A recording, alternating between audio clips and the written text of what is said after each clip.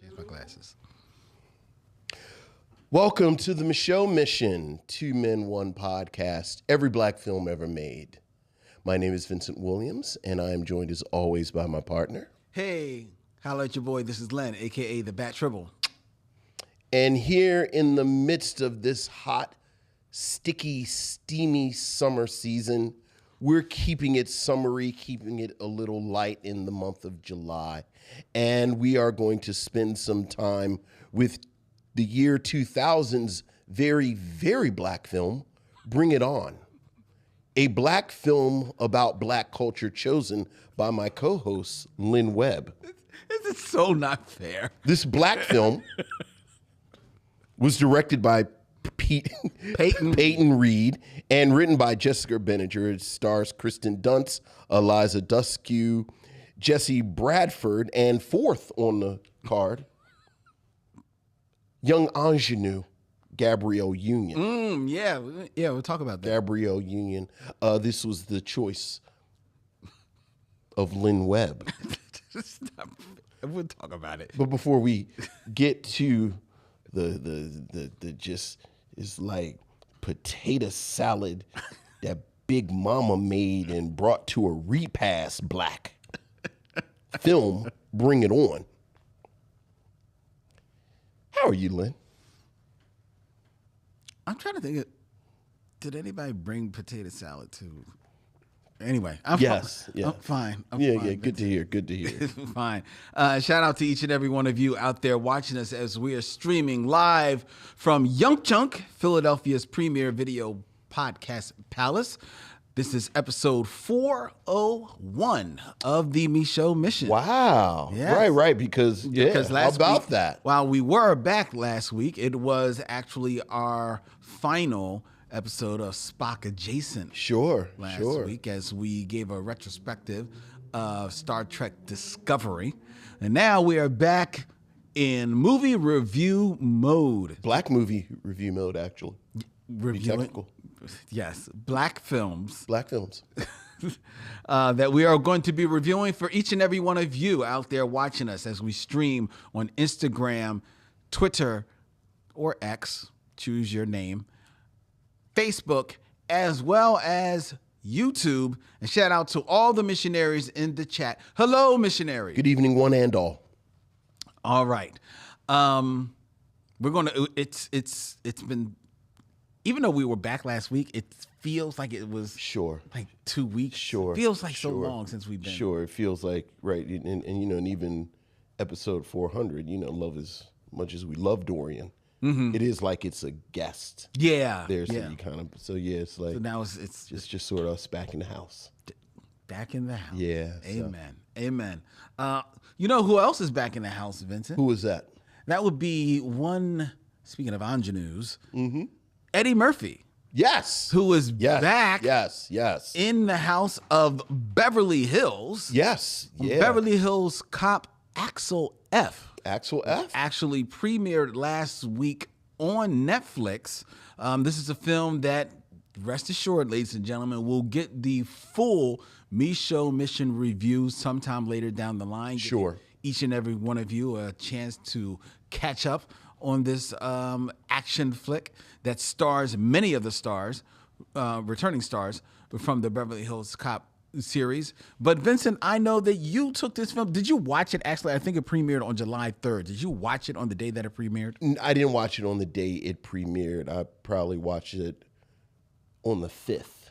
Okay. Right, because it was the 4th of July. And then right. And just to add to that, besides some of the returning stars, you also had 2 additions. Yes, you did. To the Beverly Hills family, and that would be Joseph Gordon-Levitt, as well as Taylor Page. Yes, yes. And in the villain role, yes, one Kevin Bacon. Kevin Bacon, yeah. Yes. So what did you think of Beverly Hills real quick? I mean, two disclaimers, first and foremost, even though I think I've been pretty forthright about my disappointment with Eddie Murphy in something like Candy Cane Lane and You People, which we did formal reviews. Did we? I don't know if we did Candy Cane Lane formally. Yes, we did for Christmas. Oh, yeah. So we talked about those, and informally, I was very disappointed in his performance in Coming to America. But I know there is this sort of ambient sentiment that I'm in the bag for Eddie Murphy, including in my house. Really? So and I'll take that. Okay. The second disclaimer is, which ironically sort of contradicts what I just said. Quietly, I've never been the biggest Beverly Hills Cop guy. Of any of them? Of any of them. Like when we talk about the classic Eddie Murphy films, it is my least favorite. Like I like it.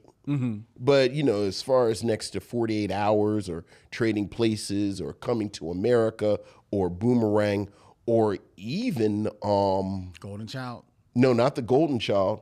Even Harlem Nights. Okay. Oh, yeah. Yeah, like it's my least favorite. It's not the one that you return to. It's not the one I return to. So my bar was quietly not that high. I kind of think I land that same there as well with Beverly Hills Cop, the original, and I think it's because of something about the aesthetics of it, the way it's shot, the music that accompanies it a little bit, and also that it's like so steeped in that era that it probably of all the films seems the most dated, like immediately. Wow.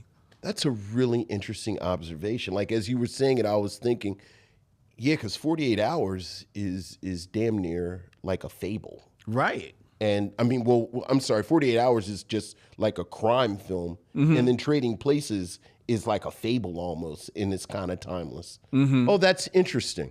And speaking of fable, Trading Places also has a little bit. Did you say? Yeah. But having said that, I thought it was solid. Like Axel F. I thought Axel F was solid. The reason I wanted to point out the two additional cast members, I think when you have these legacy properties, oftentimes the weak link is immediately the new cast. Yeah. Because people are there for the member berries and to see. But Gordon. Joseph Gordon-Levitt. I love Joseph Gordon-Levitt. I love him, period. And I've always liked him. And one thing about him, you kind of knew he had comedy chops just from, 30 Rock and everything. Third Rock. I'm sorry, Third Rock. Ever since Inception, I've wanted him to do more action. Oh, really? I thought he was so good in Inception that quite honestly, I always wanted him to have Ryan Reynolds' career. Okay. Like a little Ryan Reynolds quietly goes, like I got about 45 minutes in me with Ryan Reynolds, and then it's like, all right, that's enough of you. So I liked him as this sort of action sort of foil for Eddie Murphy. Like I liked them together. And then I thought Taylor Page as his daughter was actually an amazing casting choice, because I always loved Taylor Page. Like we talked about her with Gene and the Joneses, and always liked her. And I thought she really captured what Axel Foley's daughter would be like kind of really, really smart, really, really kind of witty. The fact that they were estranged, you could tell she kind of had this inner struggle of, I'm like my dad, but I hate being like my dad. So I thought she captured that really well. Also, something that we've talked about when we've talked about Eddie Murphy movies, I think Eddie Murphy quietly has more in common with Whoopi Goldberg in the 80s than we acknowledge. Like he's pretty asexual in most of his films. That's... Boomerang, he's a romantic lead. Yes. You can say he's a romantic lead in Coming to America, but even Coming to America is more... It's so comedic. And it's just a really kind of sweet film. Yeah. Like he's not really sexualized in Coming to America. Yeah. But you think about Eddie Murphy. Well, Harlem Nights. He's got that one scene with Jasmine Guy. No, okay. All right. He doesn't have a love interest in 48 Hours. No. He doesn't have a love interest in Trading Places. No. He doesn't have a love interest in Beverly Hills Cop. No. He doesn't really have a love interest in Golden Child. No. Eddie Murphy as an 80s actor, again, he was really kind of... Yeah, there's really a boomerang. When you think about Eddie Murphy, oh, he's charming, he's this, that, other. Like, you cut off this whole part. Mm-hmm. So him having this estranged daughter and trying to kind of get back in her good graces, I liked that energy. It's one of these legacy sequels. So, you got to have the remember this guy, remember that guy. And there's certainly that in here. But as far as that goes, on a scale of 1 to something like, again, Coming to America, maybe a 6 or 7. Like I thought they showed way more restraint than I thought they would. I loved Kevin Bacon. Well, I like Kevin Bacon. I love Kevin Bacon as the villain that immediately is the villain. Well, yeah. But I love the fact that everybody in the film said it. Mm-hmm. Like, I love that as soon as Axel Foley sees him, he says, this guy is clearly crooked. Right. And then, I thought it was solid. Okay, I have to give you a review. Right. Was it 2 hours? It's 2 hours. It's a little over. There are worse ways to spend 2 hours. That's true. I certainly think you can certainly drink and eat while you're watching it. Like, this isn't like you had to be leaned up. No, you're not going to miss anything. You're not going to miss anything. Talk about low bar. I think this is as engaged as Eddie Murphy has been since Dolomite. Like it seems like he actually was sort of like, you get the sense that Eddie Murphy thinks that that Beverly Hills Cop is his legacy. Like, Coming to America, I got the sense he was like, Granddaddy, do that trick again. Mm-hmm. Like, everybody was happier to be here than him. But, I thought it was solid. It was like a 6 or 7, 6. It was all right. Okay. Well, there you go. All right. Very good. And you? I wouldn't land on 6. I'm happy. I like Taylor Page. I like Taylor Page in here. I'm a huge Joseph Gordon-Levitt fan. Mm-hmm. I don't know if you ever saw the film. You want Joseph Gordon-Levitt doing action. You should, if you haven't seen it, look. You should see Looper. Oh, I love Looper. Yeah. Yeah. Looper is that work. Okay. All right. Oh yeah. So yeah, I like Joseph Gordon-Levitt. I like Kevin Bacon. Eddie seems like he's awake in this movie, as opposed to how he's kind of sleepwalks for most of the films, since Dolomite.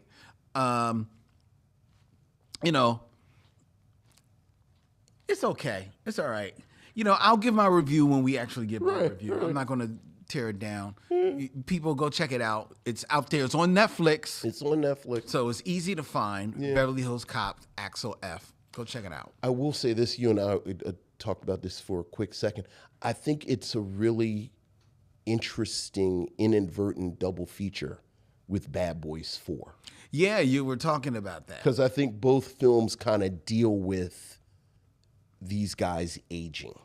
It's interesting. Like these sort of aging detectives. And not for nothing, it really illustrates, like, one of the funnier parts, because I watched all the Bad Boys again to get to 4, and I think one of the more fascinating, and I don't know if it's deliberate, themes, they're actually not good detectives. Wow. Like, they just beat up people and shoot people. Yeah. But as far as... Well, they're bad boys. Right. But as far as there's a mystery, they're not really that good at their job. Right. But Axel Foley is a detective. He's a good cop. Like, he's actually smart. He's police. So, him getting older kind of works. Mm-hmm. Like, I ain't doing all that running around. Like, that's not what I do. The other thing I haven't seen, to be fair, I haven't seen Bad Boys 3 or 4. So also solid. So I'm only going off of the trailer. Sure, solid. But the one thing that I notice of the trailers is that as Martin Lawrence and Will Smith have gotten older, surprisingly in these films, their hair has gotten darker. That's actually a plot point. Well, I would hope so. Yeah, that's actually a plot point. Because I would hope so. Because the one thing I think 3, where it's probably Martin Lawrence making a comment. Martin Lawrence's character says to Mike Loud, Mike Loud. That's Will. He says, "Dude, you're dyeing your goatee." Right. He's like, "I'm not dyeing." He said, "You're clearly dyeing your goatee." And it's like, and then something happens in the film where they see it. Right. So yeah, that's a plot point. Okay. All right. Is it a plot point in 4? Well, the plot point is, you Mike Lowry, but Negro, you 50 years old. Yeah. Like, you're not the cool guy in the club. No, you are 50 years old. Okay. All right. So yeah, that's a plot point. I'm happy to hear that. Yeah. Because one thing that I appreciated about Eddie Murphy is that Eddie Murphy is 62. Yeah. And while he doesn't look 62 because he's black. Yes. Yes, it's like African American skin doesn't age as quickly as you think it would based on that person's age. Exactly. Someone should come up with a snappy rhyme. It's like a snappy rhyme for that. African American skin doesn't show age the way that one thinks that it would based on how old they are. It doesn't calcify. I don't know. Something. But somebody work on that. The beautiful thing. Make that happen, missionaries. But the beautiful thing about Eddie is that he looks and acts his age in this film. Yes. And there's commentary on it. You get like a healthy trot. Yes. Like Axel Foley has a healthy trot. Yes. And trot, you're being generous. Right. We're gonna let Gordon Joseph Gordon-Levitt. We're gonna let him do all that running and jumping. Yeah. I mean, Judge Reinhold disappears for the entire movie. Like, I'll just be here. See? Sitting in this chair. Right. But anyway, so that's Beverly Hills Cop. Yeah. Axel F. Go check that out, ladies and gentlemen. All right, let's get into our show, which means it's been too long since we've heard from you, our missionaries. So it's time for your emails, or as we like to call them, Missives from the Missionaries. So what else is going on, Lynn? We have emails, Vincent. Ooh, missives from the missionaries. Ooh.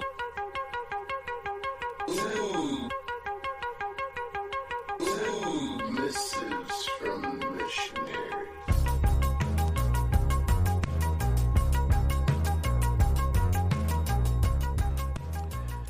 Missives from the missionaries, ladies and gentlemen. Thank you to each and every one of you who has been sending us emails in the past couple of weeks. We will not have time to get through all of them, but I have selected a few of them to go through, and we're going to start with Anthony Davis. Hey, what's up, Anthony? Who sent us an email, 6 Degrees of Spock. Okay. Hey, guys, listening to your latest final episode of Spock Adjacent, and felt compelled to complete the challenge of connecting Megan Good to Spock. After an arduous moment of internet-free mental contemplation over a hearty breakfast of Chick-fil-A sandwich, Chick-fil-A chicken minis, and sweet tea. All right. That is not the breakfast of champions, Anthony. I can hear your diabetes from over here. My man, you need to be living better, bruh. Chick-fil-A chicken minis and sweet tea for breakfast? Like what on earth could be lunch? Get to the rest of the letter, please, Mom. Yes, quick, before his arteries harden. I've connected the beautiful and effervescent Megan Good, well, tell us how you really feel, to the brainy and ever logical Spock. Okay. Megan Good was one of the stars of Think Like a Man. Yes. Her co-star and love interest was Romani Malco. Okay. That vampire, my word, not Anthony's. Yeah. Who also starred in The 40-Year-Old Virgin with Seth Rogen. Okay. Seth Rogen played an alien in the titular role of Paul with Simon Pegg, who we all know played the lovable Scotty in the 2009 version of Star Trek. This Star Trek starred both Zachary Quinto and Leonard Nimoy as Spock. Live long and prosper, missionaries. Anthony. Very nice, Anthony. Well done, Anthony. Yes. Very, very, very nice. All right. You did connect it to the Star Trek brand of films that Vincent refuses to acknowledge ever existed, but that's fine. I do. That's fine. And it's a shame because Simon Pegg is maybe the best part of them. He's good. I wouldn't say he's the best part. Who's better than Simon Pegg? Well, that's because you don't like Chris Pine. I do like Chris Pine. Well, you don't like Chris Pine as Kirk? Right. I actually like him so much that I dislike Kirk even more. Like, I've found out since then that he can actually act. Well, I think he's the best part. I do. I think he's the best part. You said what? What are you making? So, like, you like walk past the saltines and say, I want the unsalted saltines? What are you talking about? He's just there. Chris Pine? In Star Trek, yes. I think he's good. I think he's the best part. Okay, all right. But I got a lot of room for Simon Pegg. He probably is. Sure. It will be Chris Pine, and then I probably go Keith Urban as McCoy, and then I go Simon Pegg. I like him better than Chris Pine. Fair. All right. Okay. All right, go ahead. Who do you think is a better Kirk? Strange New Worlds dude or Chris Pine? Chris Pine. Disagree. But I'll tell you my reason. I'll tell you my sole reason. Okay. The Strange New Worlds guy is a good actor. Yes. I think Chris Pine has more charisma than the Strange New Worlds guy and is better looking, which keeps him more in that. Because say what you want about William Shatner, he's got charisma and he's not a bad looking guy. He's not a bad looking guy. Chris Pine is leaning on being a good looking guy. Like that's his whole hand. I don't think in Star Trek, because I do think he's a good actor. I actually really like Chris Pine. I disagree with you in all right. I think he's doing work. All right. In there. All right, go ahead. What's the next? All right, so I think you would say Strange New World guy. Oh yeah. Yeah, I actually really like what he's doing with Kirk. Okay. Yeah. All right. And I wasn't planning on liking it. Well, no. Yeah, none of us were. So. All right. We also got an email from Nicole Sherman. Hey, Nicole.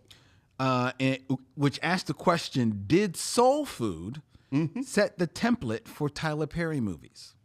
Greetings, Len and Vince. Before I start, I want to recommend a film for both of you to check out. It is called Young Soul Rebels, and you can watch it on the Criterion Channel. It is a black British coming-of-age thriller that explores different groups in the 70s. It was released in 1991. I know of this film, and I will be checking that out, and it will be coming your way soon on the mission. Yeah. Thank you, Nicole. I know it is not Thanksgiving quite yet, but I decided to go down a rabbit hole and watch Vanessa L. Williams in Soul Food and remember how easy of an eye this woman is. I think she meant on the eye. Truly fine and beautiful. I then watched a review of the movie Soul Food on YouTube. Fun fact, the iconic Family Fucked My Husband by Vanessa Williams was not in the script. That's right. And everyone's reaction to Faith screwing Michaels was real. Yeah. I love how Vanessa stated she encouraged George Tillman, the director, to allow those lines to be in the movie and supported him as a director. As I was watching the review of Soul Food on YouTube, I saw a comment that can lead into a conversation between the both of you. Was Soul Food, the movie, a blueprint for future Tyler Perry movies? I would love to hear your thoughts. This new episode on the movie Bring It On should be tested on the new Micheaux test. Have a good rest of the week. Nicole. Thank you, Nicole. So what do you say, Vincent, about her query whether or not Soul Food provides a blueprint for Tyler Perry movies? This is actually a really big conversation. Okay. And I think it goes back to, at least the 70s, this sentiment of a family. And I'm assuming she's talking about like that Tyler Perry convention of sort of the black middle class is separate than the rest of the family, and you know, the working class people are more authentically black and this type of thing. That you know, the irony is that I think soul food complicates it. And we talked about it when we reviewed soul food. Like Vanessa Williams, like Terry is actually one of my favorite characters in black film because she's such a complicated character. But I think Tyler Perry probably pulled from that, but I also think this is a sentiment that you see, you know, even on like episodes of like Good Times. Right. Where it's like the friend who went away to college or the friend that got the good job comes back and they're very, I say, you know, it's all this kind of nonsense. So I'm sure Tyler Perry watched Soul Food a lot. Yeah. You know, I think, you know, to be as politic as I can right now, I think there's a lot of things that influence Tyler Perry. Oh, yes. Yeah, it's a lot of things. And he's not above showing his influences. Right. You know, blat out. Right. Excuse me while I whip this out. Right. So right. yeah. It's like, ooh, I know what movies Tyler Perry watched last year. Right. Yeah. But the other thing I will say about soul food, as good as soul food is that soul food is a movie that really rests on the chemistry of the actors and their camaraderie with one another, because the story is just the story. Sure. And it is a story that is, quite honestly, as old as time. There's nothing like super complicated about that story. Sure. So to be fair to Tyler Perry, I'm sure it probably imprinted itself a little bit on his mind. Sure. But it's basically like a basic story. He could have pulled that from watching, elements of that same type of story from watching Brady Bunch. Right. You know what I mean? So maybe not Brady Bunch. Okay, maybe not the Brady But Bunch. definitely Good Times. Definitely Good Times, the Jeffersons, What's Happening. Right. You know. Again, it's and I don't want to go too far with this. But I am fascinated by how pop culture reflected that moment, that kind of, that like 5 years after the civil rights movement, where so many black people went to college, so many black people got quote unquote good jobs, not black jobs, good jobs. Yeah. And there was this tension that you saw in I think in real life to a certain degree, not as much as I think people fictionalize it, but then you saw it in movies and you saw it on television and just here on our show, like we've talked about films like Black Girl or the aforementioned Soul Food, which is kind of, set 15, 20 years later once these tropes are in place or what's my movie with Alfre Woodard? It's like Alfre Woodard, and she goes to stay with her father, and her father does like chicken sausage, not Mississippi masala. Not Mississippi. It's something Mississippi, I think. Okay. Hold on. It's like you can look at the chat and see if people right.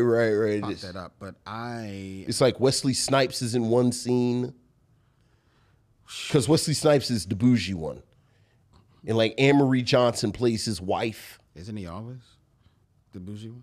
Well, not Wesley Snipes, but Anne-Marie Johnson certainly. That movie that I don't see anybody popping up in the chat for is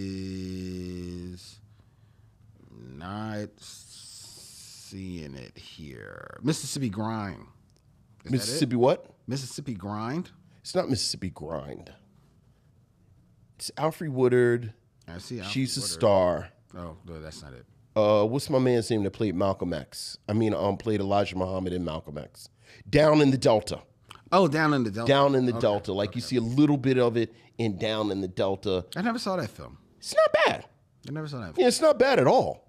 Not bad at all. But Wow, you know who directed that movie? I don't know who directed, but didn't Maya Angelou write it?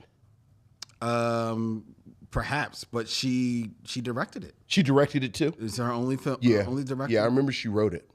Oh, wow. And this is Esther Roll's final film. And she is excellent in it. Is she? I'm not an Esther Roll fan. Look, I didn't know I was an Esther Roll fan until Down in the Delta. Okay. Because she's clearly the villain in Good Times. It's clearly. All right. Oh, James, I don't like what you're doing that might get us out of this cycle of poverty. I'd much rather just stay here and hope that white Jesus gets us out of it. Okay. All right. I'm sorry. She used to piss me off so much. She pissed me off too. Like, I'm not an Esther come Roll on, Florida. I'm not an Esther Roll fan. Oh, Not an Esther I Roll. don't know about an Esther Roll fan, but I wasn't a Florida fan. One of my favorite moments in movie history Okay. is she is in now I just drew a blank on the movie, the Denzel Washington movie takes place. He's a Jamaican cop. Oh, the Mighty Quinn. She's in the Mighty Quinn? I believe she's in the Mighty Quinn because she burns up in a house in the Mighty Quinn. Wow, that's dark. That's a lot. I love that moment. Oh. I live for that moment. So Cheryl Lee Ralph is all glowy and brown, but that's what you remember I about remember the Mighty Quinn. Esther Roll burning up. That is And you terrible. hear her hollering. Oh, that is She's horrible. frying. She is excellent down in the Delta. She's excellent in What? Driving Miss Daisy. Oh my God. Where she also dies I forgot she at was the in kitchen table. You know what? She's not bad in Driving Miss Daisy. No, she's not. She's not bad in Driving No, Miss she's Daisy. not. And she dies. She's better than both of the leads in Driving Miss Daisy. if you Okay, ask me. all right. I'm just saying. all right. Look, we're going to continue Yeah, with she's the not email. bad in Driving Miss We're going to Daisy. continue with I the forgot. emails. We should do Down in the Delta. We should. Yeah, we should do Down in the Delta. Okay, that's coming up. I think that's the takeaway. All right. We're going to do Down in the Delta. We got an email from Michael Lockett. What's up, Michael? Subject, but it wouldn't be nothing without a woman or a girl. Len and Vince, I hope the summer is kicking off right for you both. Congrats on getting to 400. It's no small feat, and you guys have done it with style, class, and many laughs. Thank you from me and I believe all the missionaries. Thank you, sir. Michael. 1001 film that we reviewed on our 400th episode with Dorian Missick was a great film. This piece is shocking because of how deep the storytelling is. We get so many different ideas and representations of Black womanhood that is mind-blowing. It's a shame that this film didn't get more shine because it's truly a wonderful piece. You two and Dorian did a banging critique. Thank you, Michael. Actually, Thank you, sir. after we reviewed that film, I forget, my sister was asking me for she was staying home one day and she was asking for a couple of films to watch. And I suggested to her both Miss Juneteenth and 1001. It's a good double feature. And she absolutely Good double loved both feature. of them. Yeah. Both of them. Michael continues, on my time travels, I listened to and rewatched The Girl with All the Gifts. So good. I'm glad I listened to the episode before my rewatch, as now I was hip to a few nuances that I missed back in the day. This is also a great nuanced piece. Its race switch from book to film brought the conversation on many fronts to a higher level. This is beyond a zombie flick. It is an excellent movie. Yeah, The Girl with All the Gifts is amazing. I Love that an movie. excellent film. Yeah. You know, that would be a good film for, October. yeah. All right. Yeah. Yeah, table it. Yeah, Okay. yeah. All right. But you're 100% right. Yeah. Here is a quick genre dissection question for you two. Okay. Taking documentaries out of the equation, Okay. which genre do you feel offers the most open and thought-provoking questioning of society? I always wanted to be dramas, but I find that when hard topics are tackled in drama, they are watered down to protect the not-so-innocent. I end up returning to horror, where writers and directors are given the freedom to present ideas and systems in ways that are engaging, real, and palatable. All the best, Michael. That's a good question. I'm always going science fiction. I would lean on science Yeah, I'm fiction. always going science fiction. You know, that freedom that he is mentioning in horror, Yeah. I think it does live in horror, but I think because of the nature of the genre, there is always that want to still make sure that you're instilling some type of thrill or scare into to people, or at least to make them feel a little disturbed. Whereas in science fiction, it can be disturbing as well, but first and foremost, you're trying to be provocative, trying to get people thinking about something. Yeah. I was pulling out my phone real quick because I don't want to mess the brother's name up. Obviously we're science fiction fans, but I think social critique is dealt with in science fiction so well. Like I'm thinking about just recently, like you and I are both fans of the show that is coming back, knock on wood, in a couple of months, Severance on Apple TV, which is the greatest critique of just work and work life and the way work in these companies that I've seen in forever. And I just finished a book that came out last year, Chain Gang All-Stars by Nana Kwame Adjei-Brenyah, about the prison system. It's science fiction but it's about the prison system, and it was remarkable. Really? And I started reading him. My niece actually hit me to him a few years ago. He had a collection of short stories called Friday Black, which also kind of dealt with racism and capitalism and all these things. And I'm not running into this being handled in other genres as sharply as I see with a lot of the science fiction that we're seeing now. And not to say that it doesn't exist. I'm not in charge of what comes out, but like when I think about the real insightful kind of commentary and critique that occurs, it has usually been science fiction. Yeah. I'm immediately thinking about Black Mirror. I mean, Black Mirror. Yeah. Black Mirror is I'm a Black Mirror dude. I know. So yeah. All right. So. All right, there you go, Michael.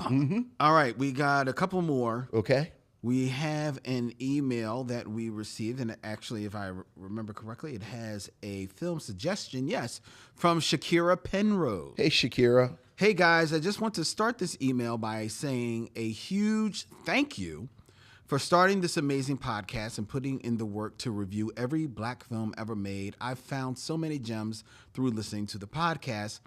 I can't seem to find it in your back catalog, so I may already have my answer, but I wondered if you guys had ever seen or reviewed Dry Long So by Colleen Smith and Salim Akil. If not, I'd love to hear your opinions on it. Please add it to your list. Keep up the awesome work, Shakira Penrose. Are you familiar with the film Dry Long So? I am not. Now, this film is from 1998. Okay. The synopsis: alarmed at the number of young Black men around her dying, brash Oakland art student Pika begins taking photographs to preserve their existence. Oh, I have heard. She forms a new friendship and is drawn into the search for a serial killer. Yeah. I've not seen it, though. No, I've not seen this film. Yeah. From 1998, as I mentioned, stars Toby Smith, Salim Akil, April Barnett, and Stacey Marbury. Not familiar with it. No. But I'm definitely interested in checking it out. Yeah, thank you, Shakira. I'm definitely interested in checking it out. Yeah. It sounds very interesting. Yeah, thank you. Appreciate that. And it is part of the Criterion collection. Oh, okay. Or at least it's on their website. Yeah. Oh, look. All right. Well, look, excellent. Enough said. Yeah. All right, so Dry Long So. Okay. Thank you, Shakira. All right, and then we have one last email. Okay. We heard from Michael Lockett. Uh-huh. So it would not be complete. We did not hear from our other Michael correspondent. That would be one Michael Sykes. The two Michaels. It's like a 70s neo-noir. The two Michaels. Yes. Right. Yes. Who would play the two Michaels in the 70s neo-noir? I don't know. It's so hot.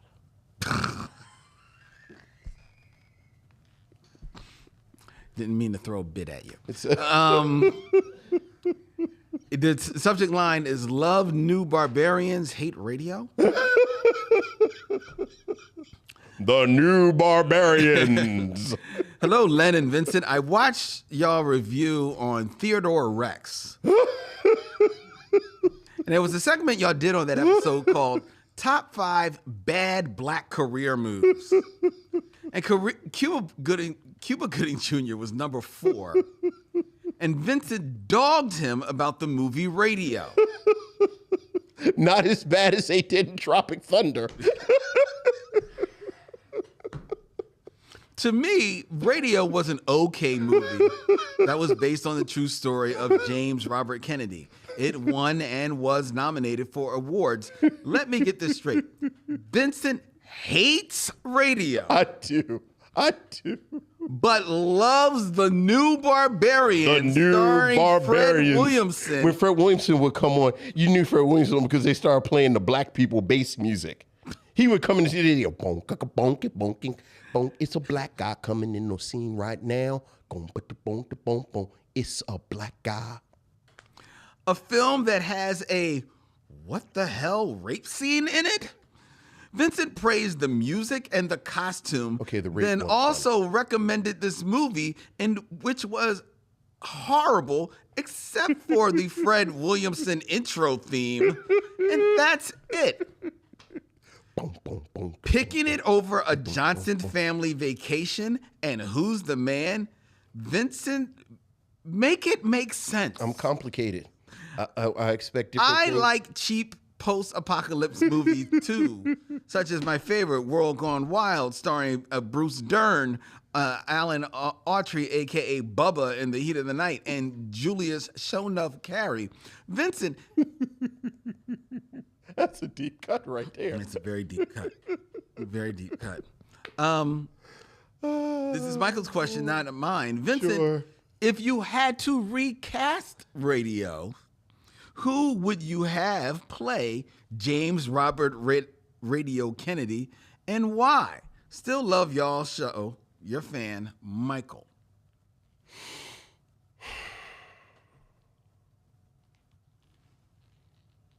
I know we're all angry at him, and we're not supposed to talk about him. Oh. But I think Jonathan Majors, and I'm thinking about him in The Last Black Man in San Francisco. Mm-hmm.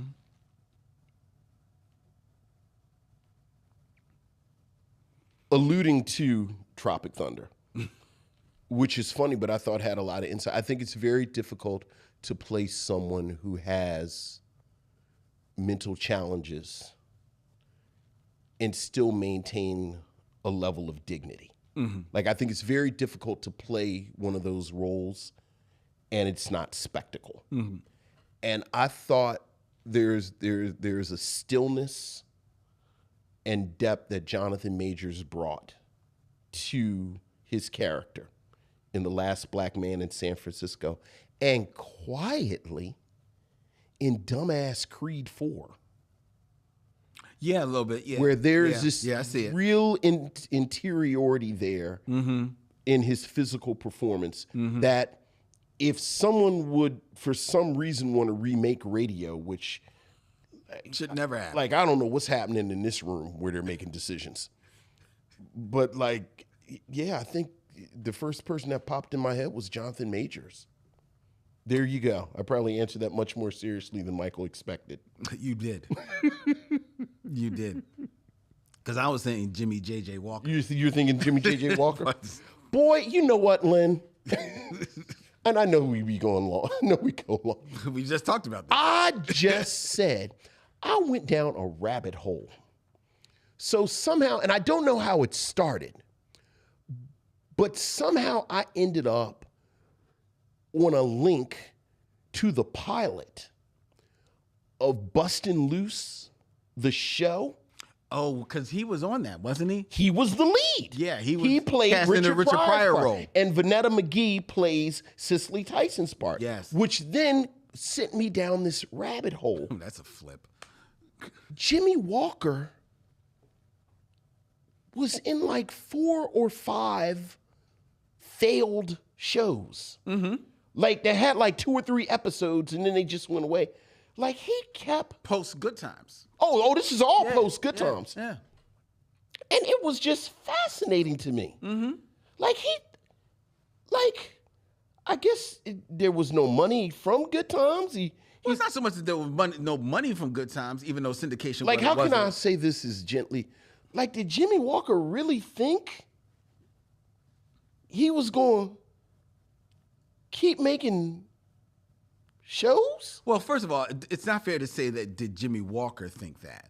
It's more fair to say that the people think that they might be able to parlay. He would parlay, because he had name recognition into. Well, I don't know if you paid attention, but like I would be curious how many of those shows were within the first 5 to 6 years after. Right. So like early 80s. Yeah, right. They were all like by 83, 84. But yeah, so like you're thinking that he still got some name recognition. Sure. Say what you want. Good Times ran a few years. Right. You know what I mean? He was the lead. Sure. Sure. He was cheaper. Sure. Than probably anybody else at that time. And it's during my favorite little TV history period that we've talked about. Like, I love black television, like that post Norman Lear, pre-Cosby Show period, like that weird period in the late 70s all the way up till like what's Cosby, like 84, 85? Around there, yeah. Where it was just like, how is this? They're just trying. Like, what is this? Yeah. And you think about it, Jimmy Walker couldn't get a hit, right? Right. It makes sense to me because as many bites of the apple as he had, he had these 4 bites of the apple. There is a man who I think single-handedly may be one of the 10 funniest people to ever walk this earth. Tim Conway. Tim Conway had maybe 10 failed television pilots. Interesting. Could never get a show. He couldn't. I think maybe he got like a half a season of maybe 1 or 2 of those shows, but could almost never find his way to a hit. And you couldn't put together a show for Tim Conway that's going to work. Yeah. No way you're going to make Jimmy J.J. Walker work. Right. So I'm not surprised by that. I would not have chosen Jimmy Walker. Never. Remake of Radio. Well, All right. Well, it's BET presents. Right. Radio. Yeah, so you doing a jokey joke with your radio. You doing jokey. What joke. else? Right. That's what Cuba Gooding Jr. did. Did you see the movie? Oh, I saw Radio. I've never seen the movie. It's exactly what you think it is. That's why I've never seen it. Okay, all right. And don't plan on it. Well, May's coming.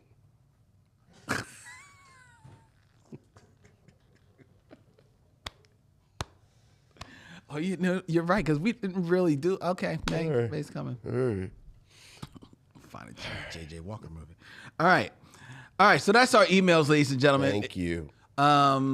Hey, but he mentioned Julius Shonuff Carey in one of those emails, and if you like Mr. Carey, then you can join us on August 1st, ladies and gentlemen, as the Micheaux Mission and the Be Real Black Cinema Club kick off Part 3 of the Be Real Micheaux screening series at Bryn Mawr Film Institute Thursday, August 1st, where we will be screening The Last Dragon, starring Julius Shonuff Carey, Vanity, and a man named Timac. Tickets are on sale right now at brynmarfilm.org. Check them out. I think there are a couple of seats left. I mean, so go pick them out because this everybody's coming to Bryn Mawr to see The Last Dragon. It's true. Vincent will be there. I will be there. Our good friend Stephanie will be there. We'll do a post talk about The Last Dragon. Y'all can all tell me where I'm wrong about my feelings about The Last Dragon. And we will. Well, you know what? I have watched The Last Dragon since we started this show. I have seen The Last Dragon over 40 times because there was one time when I lost a bet. I don't want to talk about it. But I've never seen this film on the big screen. Okay, fair enough. So I'm curious of whether or not the big screen experience Big screen. will change my viewpoint. Right. Tom Mike said, I don't even have a paintbrush. Like it'll hit differently on the big screen. See?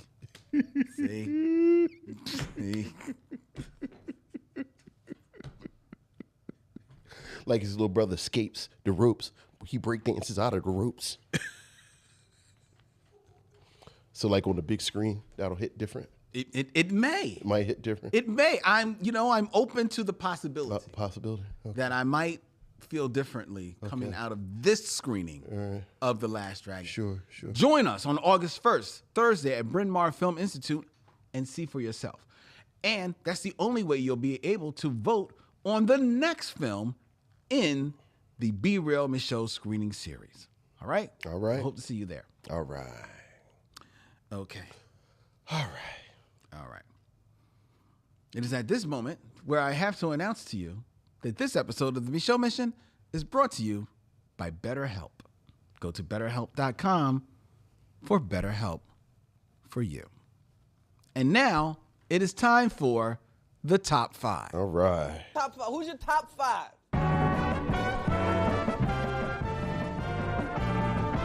My top 5 is. My top 5 is. My top 5 is. Top 5, ladies and gentlemen, where I come up with a list, I read it off to you and to Vincent, and he says what he says about it.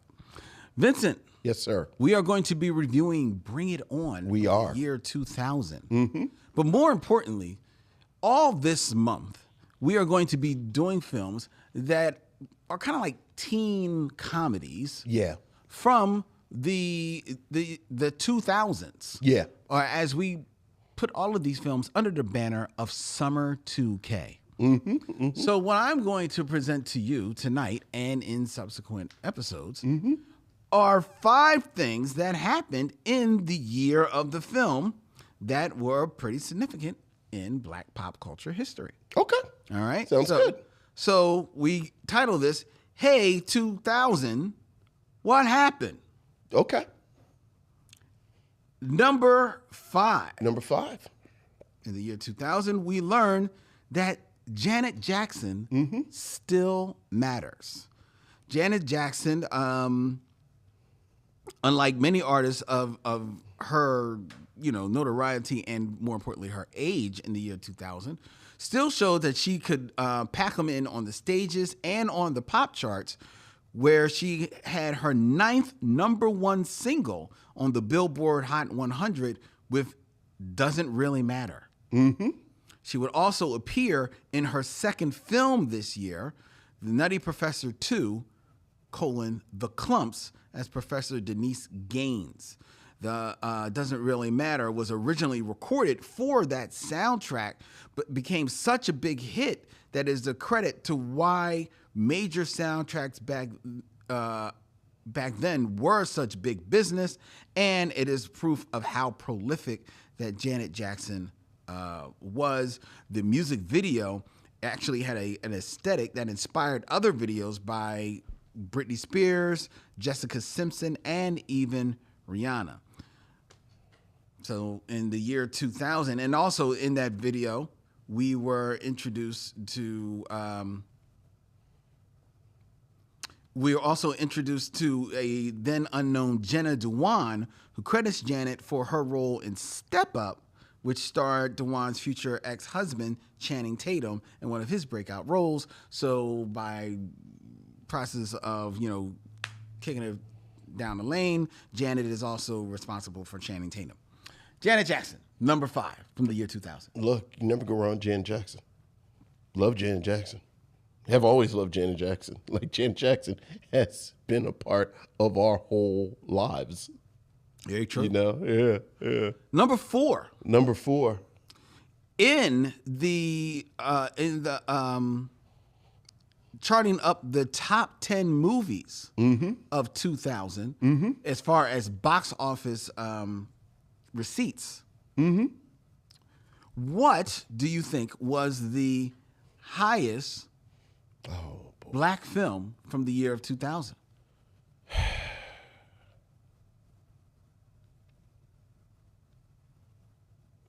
I have no idea, because it's before Tyler Perry is making films. And I don't think...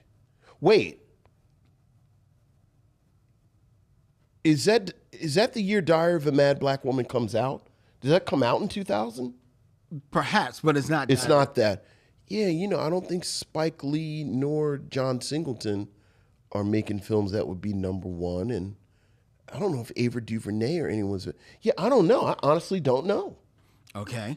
I'm going to see if you can... I'm going to read from the call sheet going backwards, and you shout out the movie when you think you got it. Okay. Dave Sheridan, Okay. Sherry O'Terry, Lachlan Monroe, Regina Hall, Kurt Fuller, Anna Faris, Shannon Elizabeth, Is this one of the Carmen Electra. Is this one of the Scary Movie movies? It is, in fact, the very first. It's the first Scary Movie. Okay. Was the number 9 charted movie in the year 2000. Yeah, that doesn't surprise me at all. That film, which was written by Marlon and Sean Wayans, and who also starred in the film, and directed by Keenan. Ivory. That's right. That's right. We talked about that. It's a stealth black movie. Yeah. Yeah. Yeah. Very, but is it really stealth? It's 100% stealth. Because Marlon and Sean are clearly the stars. I don't know. Anna Faris is the star. Well, I think it's more of an ensemble. It's more of an ensemble, but she's the lead. I think the brilliance of it is that Marlon and Sean play, quote unquote, the black guys. Yeah, yeah. So that it really is this Legerdemain of, nothing to see. We the black guys doing the black guy stuff. Nothing to see here. It's not like we're in charge. And then Sean, isn't he that kind of like the closeted gay? Yeah, right? Yeah. All right. So that's number 4. Okay. Number 3. Number 3. In the year 2000. In the year 2000. Oprah Winfrey proved that she may indeed be the first influencer with the debut of the magazine. Wow. That only came out in 2000? In 2000. Seems like it's been out forever. I know. Oprah Winfrey, she was the first celebrity with the power to sway purchasing decisions based on the power and impact they have on an audience. And she is a black woman, in case you missed that. She was a trailblazer by declaring that every cover of O would feature herself, and also that its contents would feature the kind of wellness tips that you now see on Instagram every day. The magazine's motto has been "Live Your Best Life" way before hashtag "Living My Best Life" even became a thing. Factoid that I don't know how much you've ever thought about it, but I'll share. We are 1 degree of separation from Oprah Winfrey. Because of Yeah, but we're 1 degree. Yes. Part of my wildest, somehow she's sitting in her gold-plated rocket ship. I don't know. I don't know how rich people live. I was talking, I realized I don't really know what her day-to-day life would be like. So she's on her gold-plated rocket ship riding a giraffe. And somehow she's... The rocket ship is riding a giraffe. Hey, again, I don't know how any of this works at all. But somehow she listens to us and becomes enamored. And she has a Dylan of her own. Yeah. Playing the Micheaux mission. Here's the thing. I think her Dylan has like a team of Dylans. That's true. And then those Dylans Yes. have assistants. Yes. And then the assistants have interns. Yes. So, Yes. but yeah. All right. All right. I would love that. I would love that. I would love to think that I would love that as well. Oprah Winfrey is drinking a mimosa. A mimosa made from the fruit that you get at the base of a volcano once every 20 years?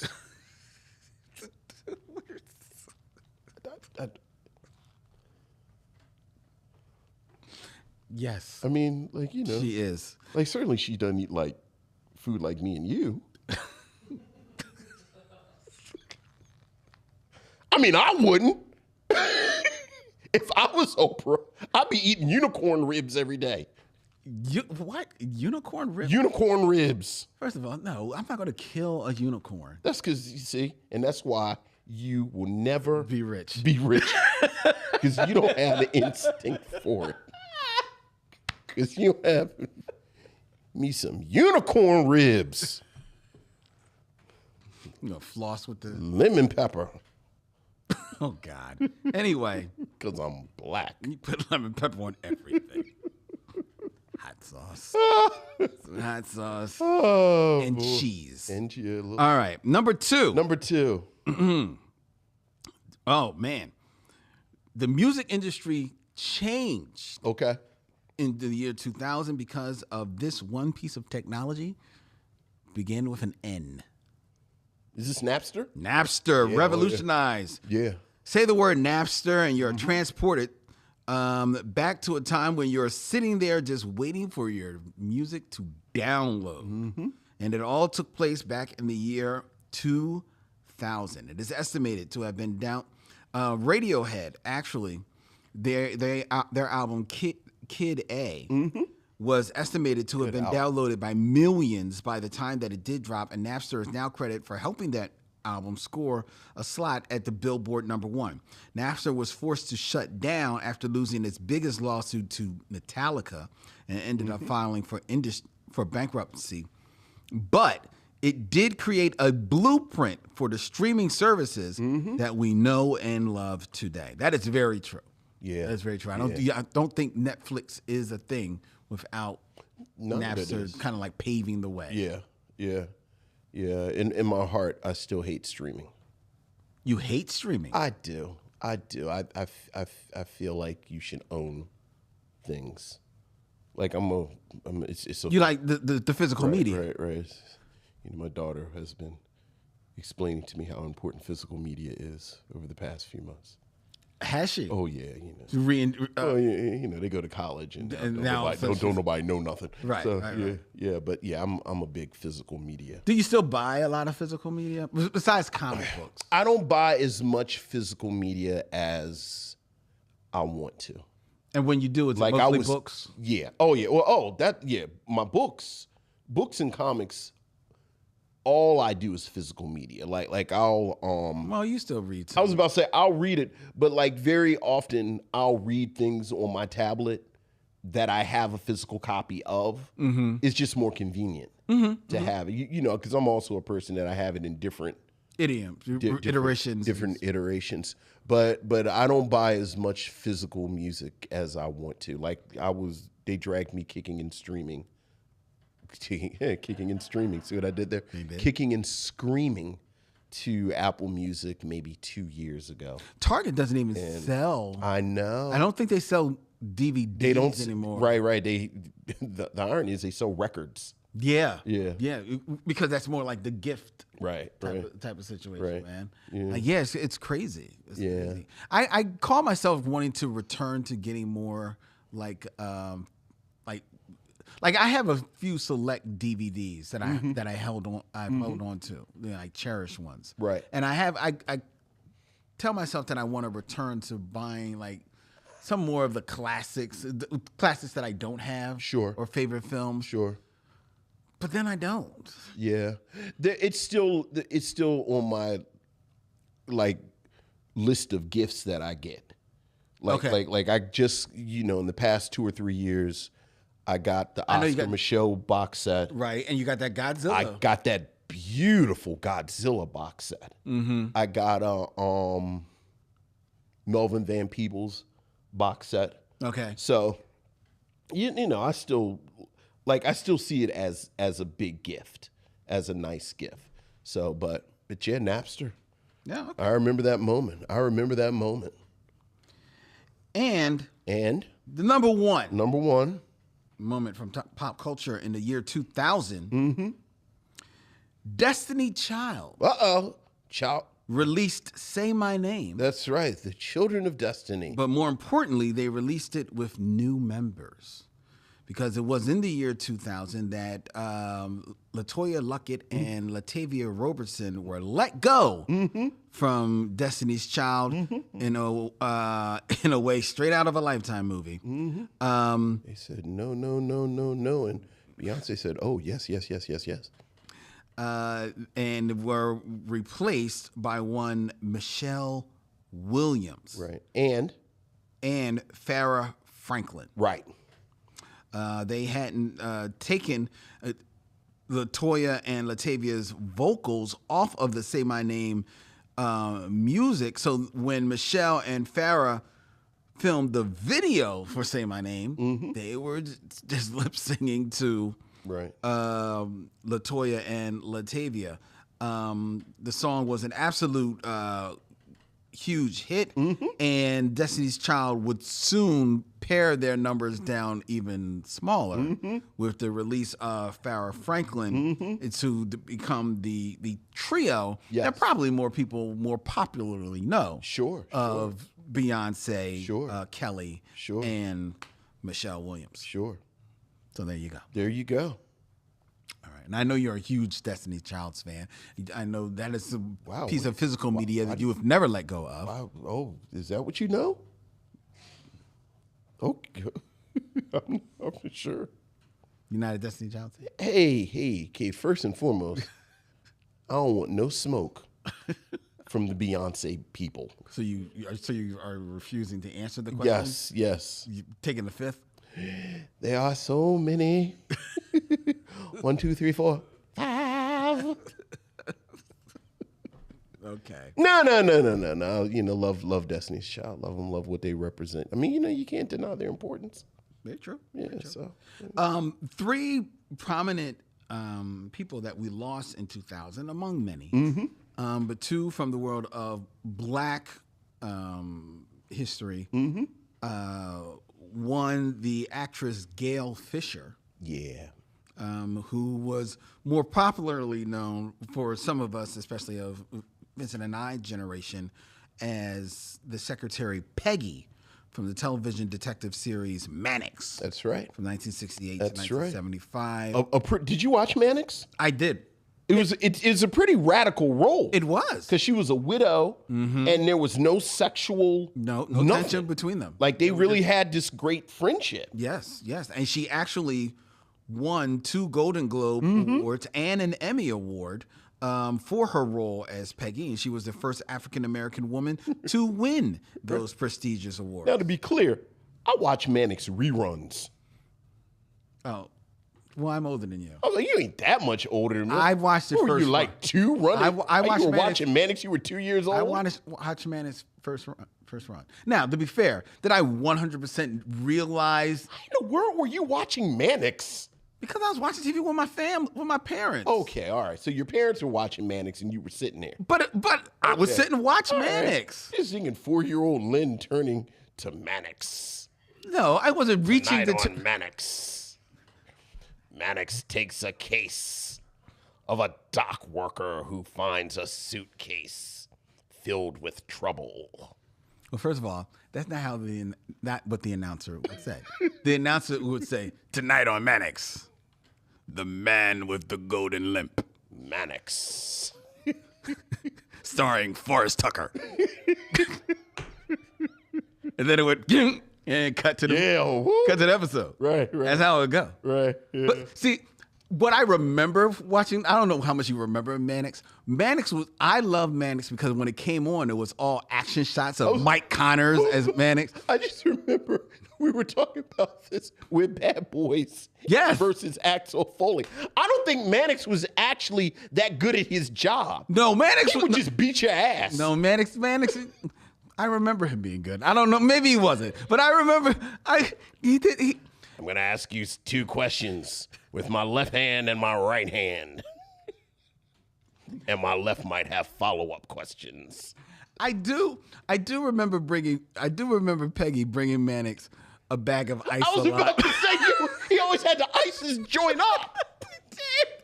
Because Mannix fought like 4 goons.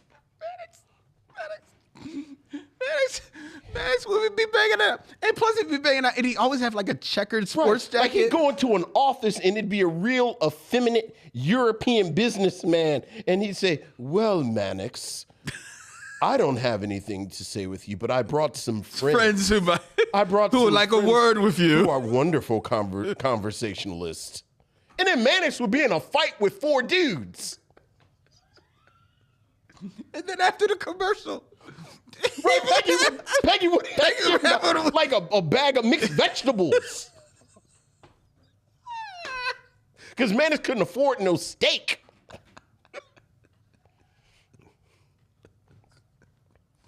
Let me know when Roger calls. Right. This was not Columbo. No. Oh, God. But yeah, I like Gail Fisher. Yeah. So who else died? That's terrible. It seems when you put it that way. That's probably a better way to say it. That's a better way to. Yeah. We also lost in the year 2000 the great poet Gwendolyn Brooks. Yeah. Mm-hmm. Who won the Pulitzer Prize for Poetry in 1950 for Annie Allen, making her the first African American, period, to receive a Pulitzer Prize. She was actually commemorated on a postage stamp in 2012. I remember she died in 2000 because I got a collection of poetry signed by Gwendolyn Brooks in either 98 or 99. Oh, wow. And every time I'm like, wow, Yep. Yeah. She was a lifelong resident of Chicago, appointed the Poet Laureate of Illinois in 1968, a position she held until her death. She was also named the U.S. Poet Laureate for the 1985-86 term. And a beautiful soul. We actually did a Pie and Negroes bit about Gwendolyn Brooks once on Black Tribbles. Nice. Yeah, we lost her in 2000. And also in 2000, and it's not necessarily touch on Black history, but it's historical.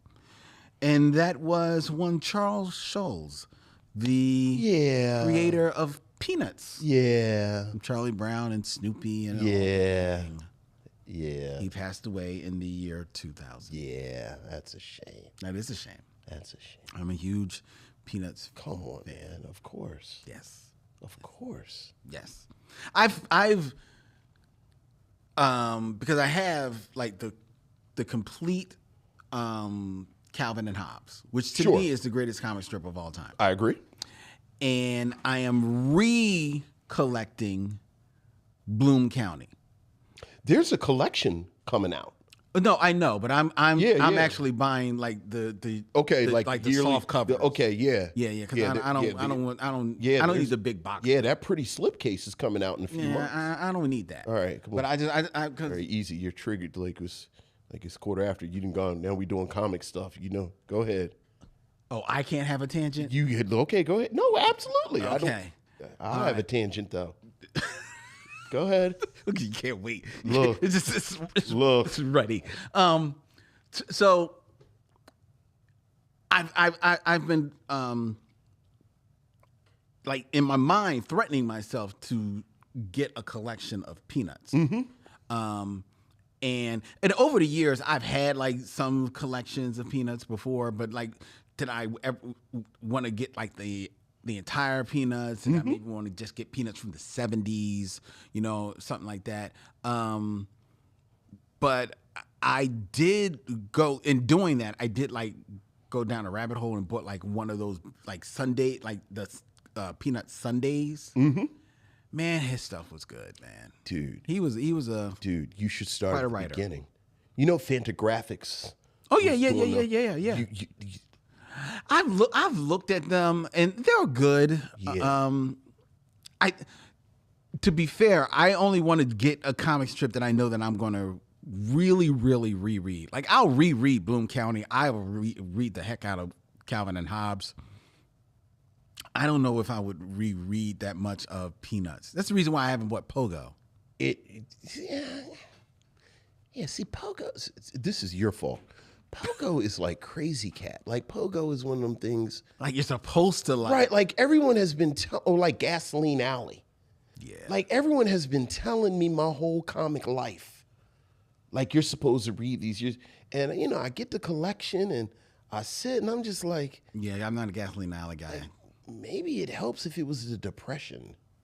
Well, that's true. Some of them are definitely of their time. But I think there is a poetry to Charles Schultz, almost from the very beginning, that I think once you start, you'll read it. No, I've read a lot of them. No. I mean, Well, the thing is, I've read a lot of them top to bottom. also over the years. Like I've read like the very first one. Yeah. I think I've read probably the first 5-6 years of Peanuts. Yeah, A couple of times. yeah. So I don't know whether I need it, but I don't know. Maybe.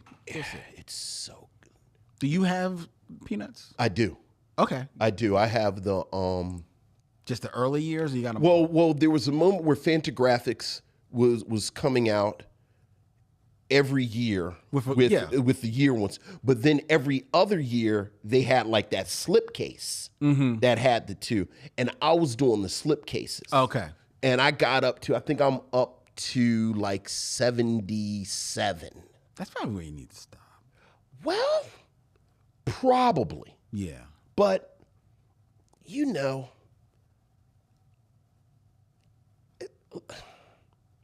I think we talk about his lines. Mm-hmm.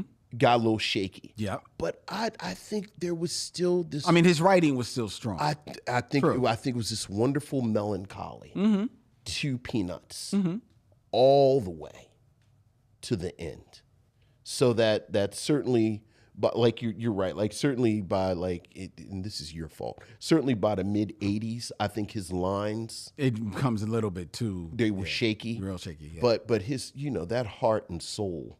If you're going to collect another comic strip, what would it be? Yes, this is my fault. This is 100% your fault. I mean, nothing that You don't have Calvin Hobbes, do you? I do have the Okay, Calvin and Hobbes. And I agree with you that I think Calvin and Hobbes is the greatest comic strip ever. And I have the complete Far Side. I don't know what else I need. Like I think Doonesbury is real up or down. It is. Funky Winkerman, Winker Bean. Winker Bean. It was always a little bit too soapy for me. So, You know which one I've flirted with getting also, for better or for worse? boy, you are talking about building our this. We have now completely been left gone the for 2 Micheaux weeks. mission. It's just me and Lynn talking about. I just told Lynn before I was like, it was something I wanted to talk to you about, and I couldn't remember. But this is go ahead. Because Me and Lynn talking about comic strips. for better or for worse is a comic strip that actually ages in real time about this family. That's a good pull. So that's why I would want That's that, a good to get that pull. from, because like if you read for better or for worse right Has now, that been collected? yeah, they've been collected. I don't know, like if they've done like a big slipcase That's a collection, good pull. But the years have been collected. Yeah. And like if you read that comic strip now, the kids that were kids in the beginning, Sure, they would have to be. The comic strip is about their kids now. Yeah. You know. Yeah. So that's one I've actually flirted Oh, with getting. that is interesting. Yeah. That's a good pull. Yeah. I might do that. Yeah. I might do that. Okay. Yes. You got the Flash Gordon? You got the Alex Toth Flash Gordon? No. You know my holy grail though is the Marshall Rogers Batman comic strip. I don't think I knew this existed before. Marshall Rogers for about maybe, I think it was maybe a year or two, because Batman had a syndicated comic strip. Yeah. Marshall Rogers was the artist. Really? It's never been collected. Never been collected.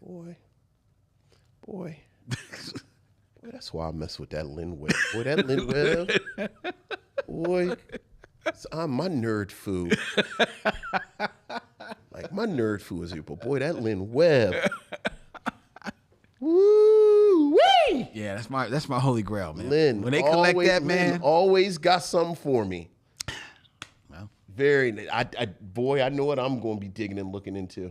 all right. I did not know that. What year? What the 70s? No. This is probably the 80s. The 80s. Really? Because it's I can't remember if it's right before or after 89. Interesting. But it's right around. It's like in the height of Batman. How did I miss this? Yeah, it's not a long run, and to be fair, I don't know how great the writing of it was, but it's Marshall Rogers, and I love this little weird ephemera. Yeah. All right. Where were? Oh, This is 100. That was your fault. that was my fault. All right, go That ahead. was my fault. Go ahead. All right. Did I make up for the meter? Go ahead. Inside joke. Yes. All right. Now it's time for the Game of Kings. This is the reason why Ariel Johnson listens to the show, ladies Yes. and gentlemen. Yes. It is time for 6 Degrees of Derville Martin. All right.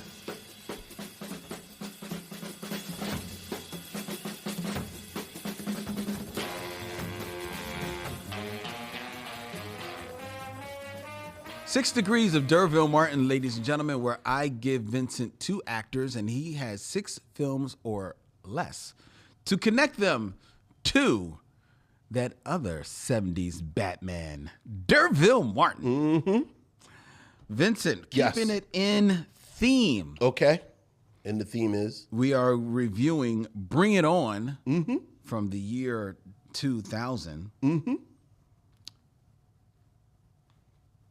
And I have 2 actors who have nothing to do with Bring It On. You know what?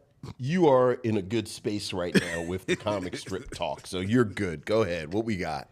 There was a reason why I picked these 2. It's okay. I can't remember. It's all right. All right. What we got?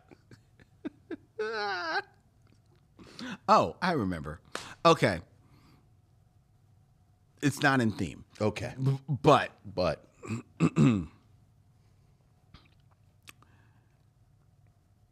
in 6 films or less, connect Derville Martin to this Chris. Okay.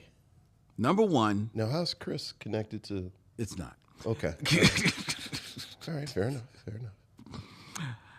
Chris O'Donnell. Now, you can't use Batman and Robin. Why? Because give me a little handicap. It's Yeah, I'm not doing that. I'm using Batman and Robin. I don't even know what else he's really in. Chris O'Donnell. Stop. Well, I say this because I saw a movie with him this weekend. Well, I'm glad you saw a movie with him. This is what I will do, though. I won't use And it's a big movie. I won't use George Clooney, and I won't use the easiest, which would be Tommy Lee Jones. Here you go, because we're doing sort of these aughts kind of pop feminist films. Let's see if I can do this. So Derville Martin is in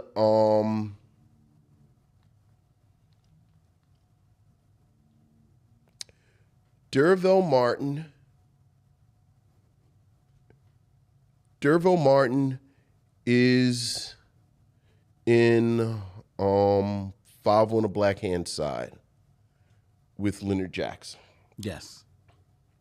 Leonard Jackson is in Boomerang. With? Martin Lawrence. Martin Lawrence is in Thin Line Between Love and Hate Yes, he is. with Bobby Brown. With Bobby Brown. Bobby Brown Bobby Brown. is in Gang of Roses with Stacey Dash. Okay. Stacey Dash is in Clueless, another film from this kind of cohort of films with Alicia Silverstone, who's in Batman Forever with Chris O'Donnell. Very good. So I used Didn't use Batman and Robin. Okay, there you go. See? There you go. All right, Chris O'Donnell. I knew what I was doing. Right. All right, who else we got? All right. We've running long, mess around with these comic strips. Who else we got? In 6 film or less, connect Derville Martin. Chris Christopherson. No. Chrissy Teigen. You'll wish it was. Okay. Chris Cooper. Which is a name I've heard. Let me see his. Oh, that guy. Yes. Large filmography. Yeah, because he's always in stuff in like a shirt and tie. Yelling. No, not yelling. In like he's like a spy movie. Is he like in is he in the Mission Impossibles? I don't. Mission Impossible or I don't believe he's in any Mission Impossible. What am I thinking of? I can't tell you. I know what you're thinking. It's like of. a spy. It's not Mission Impossible. Is people jumping and You're working it out. I can't tell you. oh, he's What he's a Bourne guy. is he? He's in Bourne Identity, isn't he? Okay. Yeah. Because I see him at that one of them rooms with the washed out light, with like the data. Yes. All right. Here you go. Speaking of him. So same early direction. Five on the Black Hand side, Leonard Jackson, who is also in Boomerang, but he's also in Boomerang with Eddie Murphy.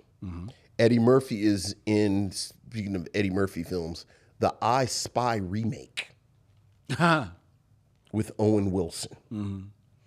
Owen Wilson is in Night at the Museum with Robin Williams, who is in what's the name of that movie with him and Matt Damon, where Matt Damon's real smart? Oh. That Finding Forrester is a sequel to Quietly. Remember, because he shows up at the end. Yeah, it's He's like the real smart janitor. Good Will Hunting. He's in Thank you, Dylan. Thank you, Dylan. He's in good. I called it Smart Janitor. He was in Smart Janitor with Matt Damon. And then Matt Damon is in The Bourne Identity with Chris Cooper. Chris Cooper. Chris Cooper. All right. Very good. There you go. Very good. And this was all sparked because I had this weekend watched Scent of a Woman Okay. with Chris O'Donnell and Al Pacino. How you feel about Chris O'Donnell? Yeah. I've never understood. Yeah. Yeah. Like very. Was he tall? No, not really. I was like, well, maybe he's tall. Not really. Because I never really. Not really. I mean, he's kind of remember that period where Chris O'Donnell was just in all this stuff? like Scent of a Woman is the movie that puts him out there, and he's kind of like the I mean, he's the cute white guy, right. Like he's the Al Pacino he's the overacting foil to all over the place. wah, big Right. old bazongas. But then he quickly, I don't know. That's it. Right. It's like Nothing. how is Chris very. O'Donnell getting all these jobs? In all fairness, from what I understand, he kind of shoots himself in the foot as far as movies, and his second coming is on television in one of those the CSI show with he's in the CSI show with LL Cool J. I'm gonna just take your word for it. I don't know. No. Okay, He's all on right. that show, and then, Sure. but the word on the street is that he was an asshole on that show as well. And I think Is Chris O'Donnell an asshole? I think he may have had some issues. Oh, that's too bad. Yeah. Oh, I'm sorry to hear that. Well, I mean, he still did it to himself. I mean, So, all right. Well, very good, Vincent. I had forgotten he was in Scent of a Woman. It was on, and I was like, I don't know if I'd ever watched the movie, Do you feel better having watched it? Well, I didn't not like it. Like now, like you've heard for years that like Al Pacino won an Oscar and it was a Lifetime Achievement Award, and you're like, Son of a Woman couldn't have been that bad. But then at the end of it, you were like, yeah. It's not that bad. And he's definitely going for it. In the movie, but I didn't mind it. I didn't mind him in it. Mm-hmm. Now, did he deserve an award, the Academy Award? No. Yeah, because I think that's one of the years he beat Denzel. Well, yeah. I mean, that definitely is, career achievement. Yeah. But so he didn't deserve that. Mm-hmm. But he's not bad. You see the trailer for Gladiator 2? I have not seen it yet because Denzel's in that, right? He just gonna be fly forever. Why not? Like he's just gonna be fly. Like he's like 90 years old. Well, he's got on like his little stuffy stuff. Mm-hmm. It's like, come on, Denzel. Are you hating? I'm not hating at all. If I was a 50-year-old black actor, I might be hating. It's like, God damn, Denzel. Can somebody else eat? Right. I feel you. So. Well, hey, Denzel doing his thing, man. Right. It doesn't look good. Because I'm like, do I really want to see Gladiator 2? Yeah. Do I care? Okay. I do like the fact that they show the Colosseum filled up with water, which is one of my favorite Roman factoids. Right. That they used to fill it up with water and have naval battles, which is the most bananas thing I've ever heard. Mm. Like, y'all wasting your time with football and all this old stuff. Why don't we fill up these stadiums with water and have naval battles? Like, why don't we do that? Don't give them any ideas. Okay. All right. Well, is that the show? No, not at all. Oh, shit. Come on. All right. Let's get into our review, ladies and gentlemen, of Bring It On.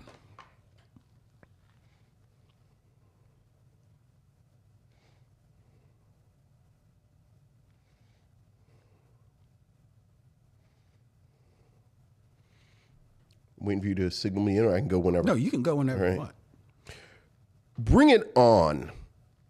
The story of the Toro cheerleading squad from Rancho Carne High School in San Diego. They've got spirit, spunk, sass, and a killer routine that's sure to land them the national championship trophy for the 6th year in a row. But for newly elected team captain Torrance, the Toro's road to total cheer glory takes a shady turn when she discovers that their perfectly choreographed routines were in fact stolen from the Clovers, a hip-hop squad. I'm not sure why they're described as a hip-hop squad. I'm 100% sure why they're described as a hip-hop squad. From East Compton by the Toro's former captain. Starring Kirsten Dunst, Gabrielle Union, Eliza Dusko, and Jesse Bradford. And for the record, Gabrielle Union has second billing on Google, but she has fourth billing in the movie.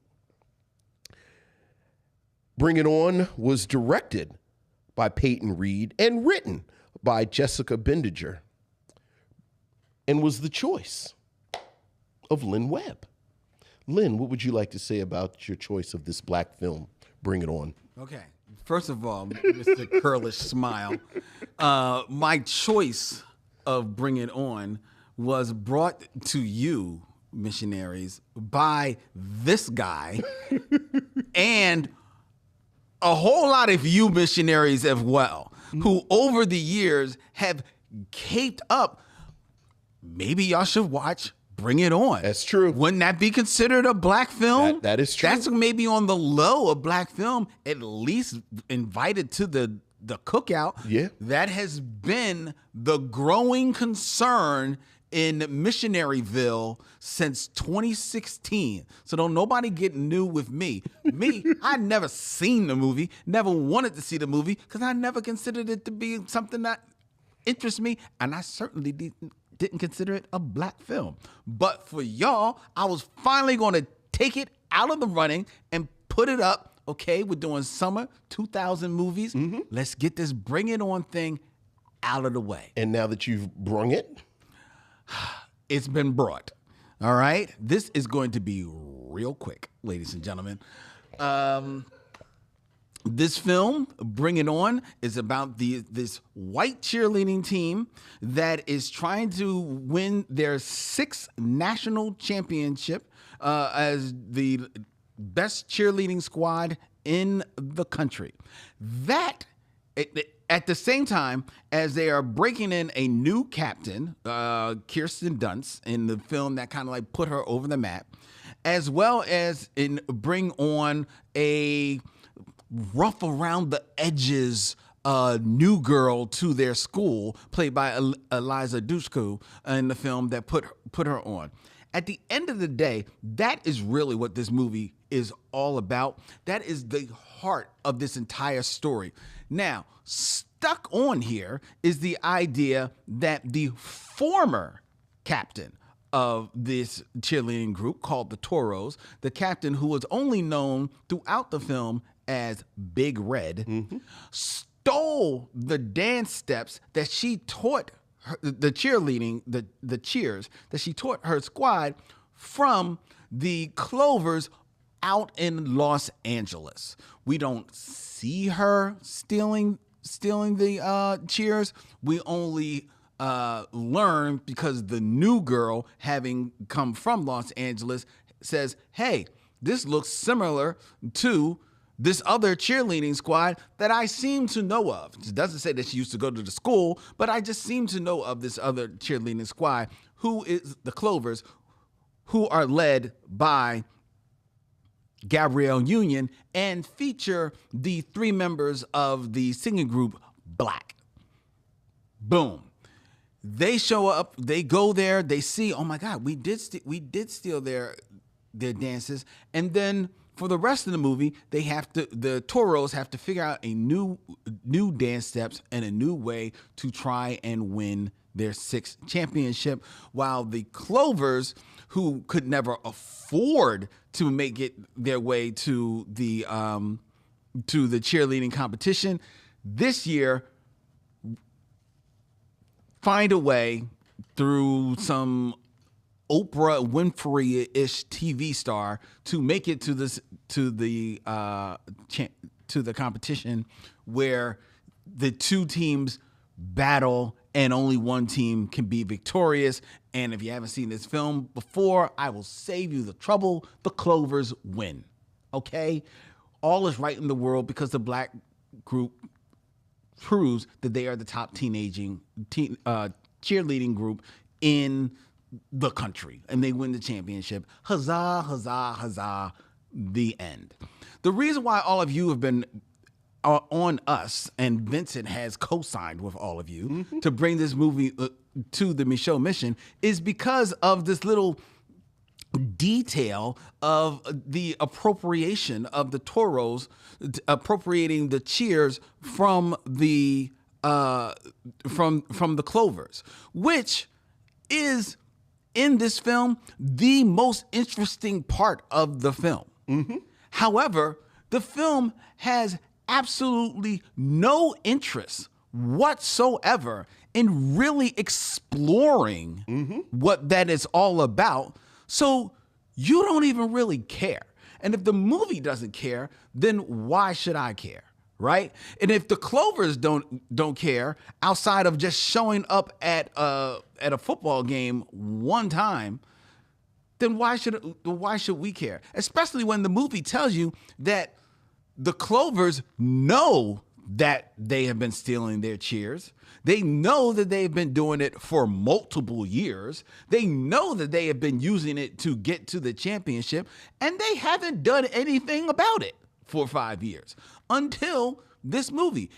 But the movie doesn't care to really even investigate in that. So if the movie doesn't care, then why should I care? The movie cares about what's going on with Kirsten Dunst and Elijah Dushku, and Kirsten Dunst is falling in love with Elijah Dushku's brother, played by Jesse Bradford, who is an actor who I was introduced to a couple of years down the line from this, when he shows up on The West Wing for a brief bit, and an actor who, when I have seen before, he's a solid actor. Got comedy, got Sure, why good not? good timing, and he shows that he's got the chops here in this movie. Kirsten Dunst proves herself. I think she's only about 17, 18 years old when she's does this movie.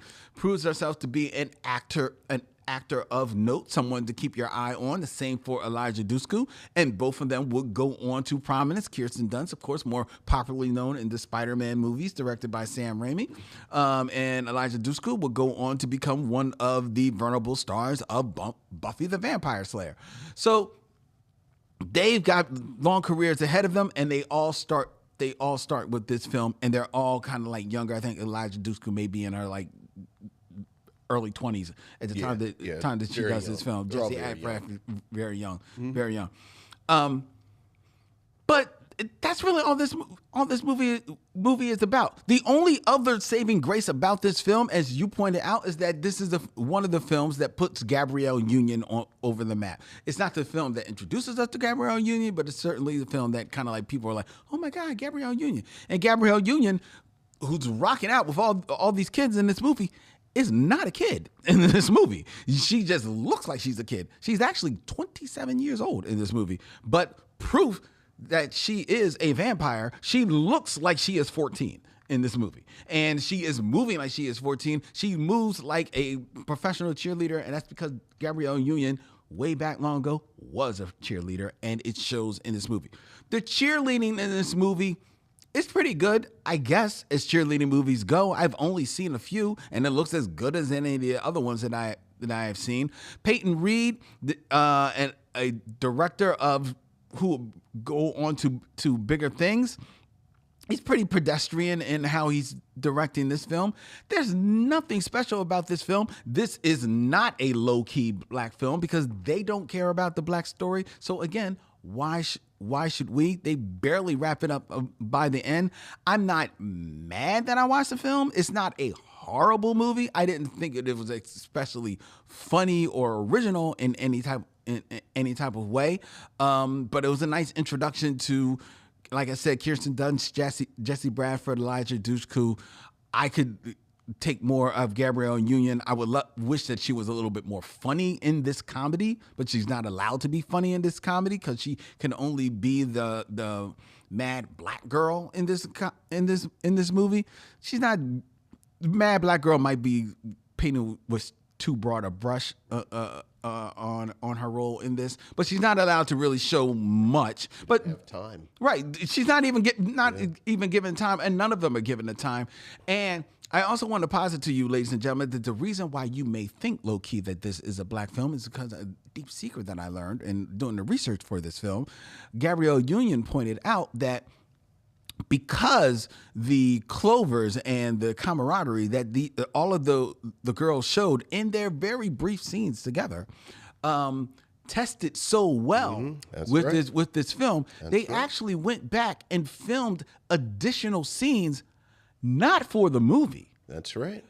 They filmed additional scenes that could be edited into the trailer for the film so that you would go to the movie thinking that you're going to have more of the clovers than you actually really do.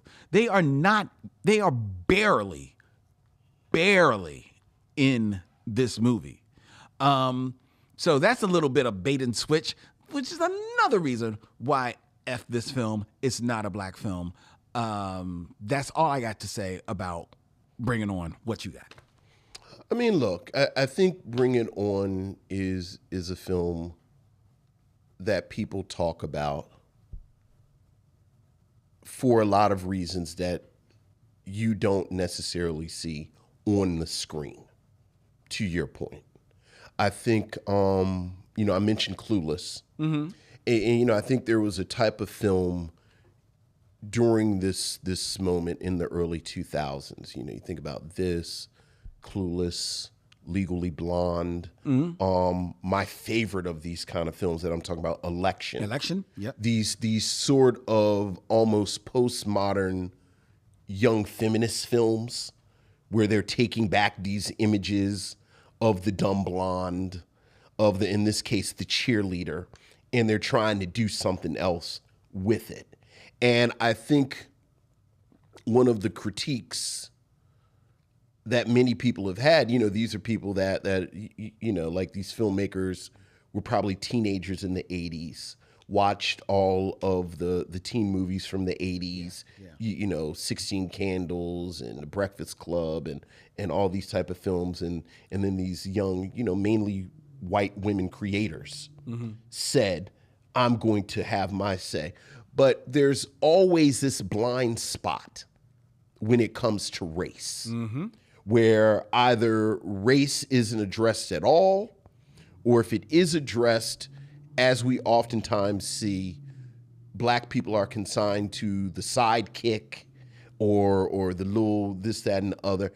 And I think part of the reason that people have celebrated this film over the last 2 decades, and frankly, why it spawned a mini franchise, It did.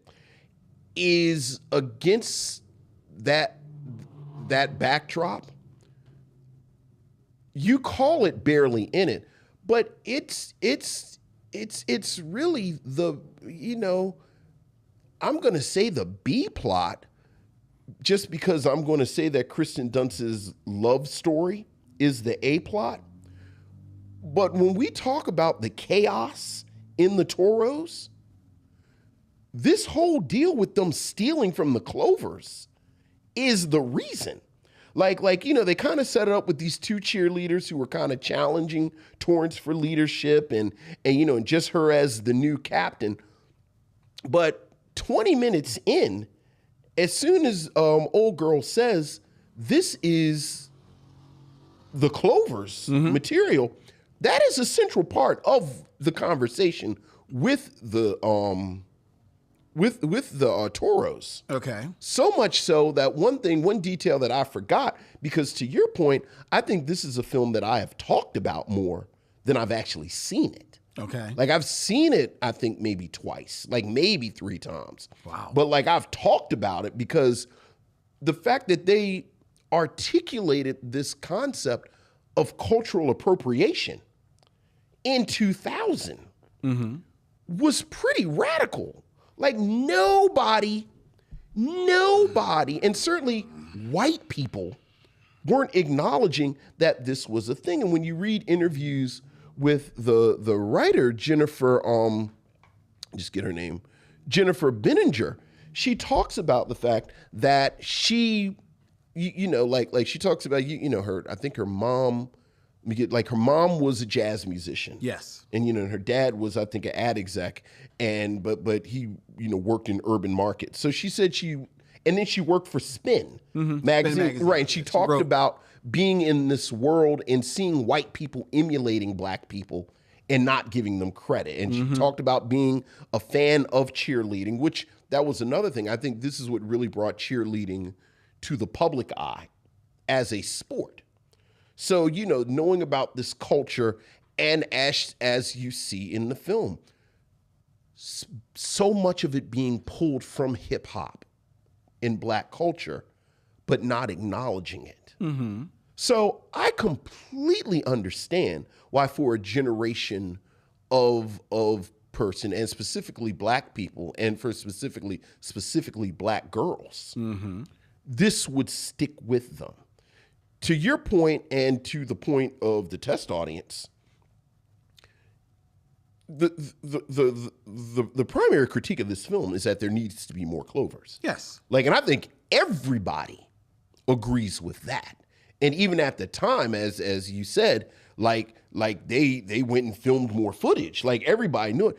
And the crazy thing is the film is only an hour and 40 minutes. Yeah. Like they clearly could have cut in 15 more minutes and still come in under 2 hours. I've liked Kirsten Dunst since Interview with the Vampire. Like I liked her as a little girl. And I think that Kirsten Dunst, much like Alicia Silverstone, was perfect for this kind of movie. Okay. Like sort of conventionally attractive, blonde, blue-eyed, the whole thing. But I always thought Kirsten Dunst was really smart. Yes. There's a very talented woman. Right, very talented. So, and I do think there is a level of subversion in this. I don't think it's as sharp as I want with something like, something like you see 20 years later with like Mean Girls or Easy A. But I also think something like Mean Girls or Easy A built off of It's this, off of this, yeah. built off of this foundation. But I agree with everything that you're saying about when this film starts and then 1 hour and 40 minutes later, as far as what's on the screen. But I do think the Clovers, it's funny, my daughter said it on the way out. I told her we were bringing on, and I was like, oh, she said, oh, the Clovers are iconic.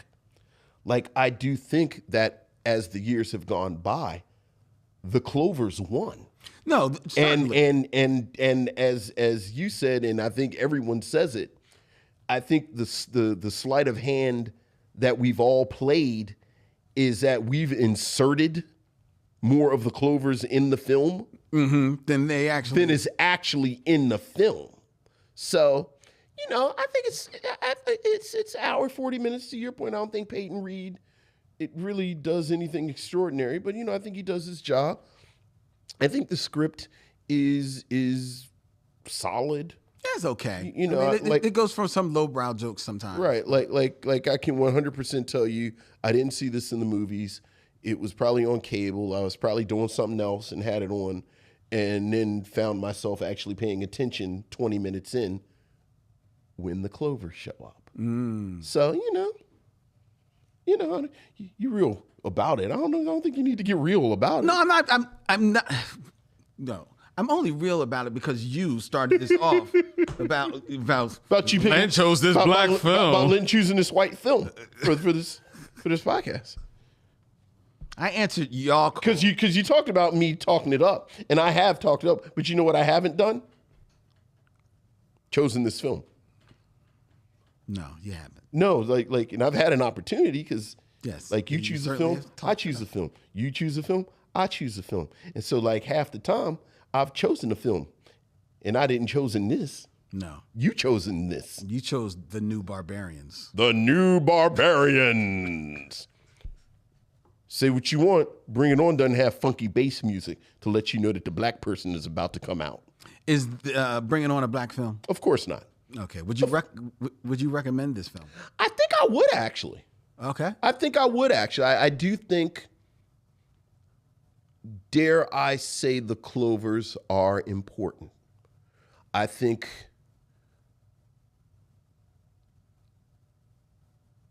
you can't deny the resonance of the Clovers and of Gabrielle Union's character, Isis, and how she has maintained this space in pop culture. I saw some, I'm going to break my own rule and talk about the chat, but someone says in the chat, like, people dress up as the Clovers. They do. For Halloween, and you know what they are. You know exactly. Like, if where you it see is. someone in I mean, hell, you know the name of the team. Mm-hmm. I had forgotten Kirsten Dunst's school's name. Well, to be fair, the Clovers wear their name. The Toros don't. It is written. Yes. So to be fair, right? But so I think I would. It's harmless enough. And you, I don't know why I had to go first. It was your movie. Because I'm trying to get us out of here. I have to say that I would recommend this film for those exact same reasons. Mm-hmm. I recognize its place in the culture. There is a reason why people still cape up for this film.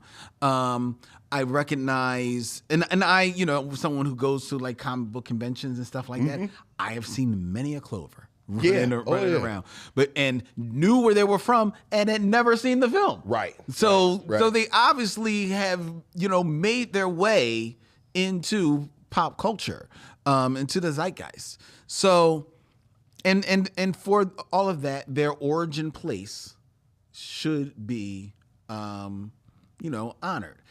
And it's not a wholly bad film, It's good enough. It's good enough. Yeah. It's good. It's a good teen movie, I do have to say, again, and I realize, maybe this is my third. Like maybe I'm saying the third time. Wow. It's Because this will be the only time. it's really, really sexualized. I mean, but that's teen movie. I know, but it just seemed like it just seemed really egregious to me this afternoon. Well, there are some jokes in this movie. And I think maybe that was like I know on some level they were kind of going for that. Yeah. Like they were maybe satirizing it, but Well, I don't know how much it's satirizing, but also the part of it is kind of like living in where they are. Right. You know what I mean? Giving the audience a little bit of what they want. Right. But there are some jokes that would not go over. Like there's a joke about the one guy who one gay basically guy and basically assaulting a girl. oh yeah, that guy, Every time he's lifting her up and doing a cheer. Yeah. You couldn't make that joke now. yeah, Not at all. yeah, But at the end of the day, I would recommend Bring It On. yeah. Okay? So we are 1 for Summer 2K movies. One that we would recommend. We've got 3 more coming your way, ladies and gentlemen. Yeah. Before we tell you which film we're going to be reviewing next week, I invite you to tell us all of your feedback. Email the Micheaux Mission at micheauxmission@gmail.com. That's MICHEAUXMISSION@gmail.com. You can also like and follow the Micheaux Mission on all of your favorite social media, whether it be Instagram, X, or Twitter if you like, Facebook. You can even find us on LinkedIn. We got a group on LinkedIn. You can also subscribe to the Micheaux Mission wherever you find podcasts, whether it be Spotify, whether it be Apple Podcasts, or even on YouTube. You can hit that bell and be notified of when we go live, be notified when we put our shorts up, notified when we put up our edited videos and all of our clips, and tell a friend about the Micheaux Mission. Have them and watch them. Bring us up on their phone and watch them subscribe to the Micheaux Mission, whether it be on Spotify or Apple, or even if they subscribe on YouTube and follow Vincent and I. And you can also join us on April 1st at Bryn Mawr Film Institute, along with our good friend Stephanie, as we watch and review on the big screen The Last Dragon from 1984, Thursday, August 1st. Tickets are on sale at brynmawrfilm.org. The Micheaux Mission is also a proud member of The Podglomerate, thepodglomerate.com. They make podcasts work, such as ours, which works out every Tuesday at 7 p.m. live streaming from Young Chunk, Philadelphia's premier video podcast palace. If you want to book yourself in one of the many studios that they have here, you can email our guy Dylan at youngjunk.com. That's DYLAN at youngjunk.com. All right, next week here on the Micheaux Mission, it is Vincent's time to dip into the bag of Summer 2K, and he dipped into the year 2002 to bring you the film that took us on the meteoric rise of one Nick Cannon. Yes, sir. And also features a lovely Zoe Saldana. Yes, indeed. In Drumline. Halftime is game time. Next week here on the Micheaux Mission. Until then, he's Vincent, I'm Len, and in parting we say, we'll see you when it's time to meet again.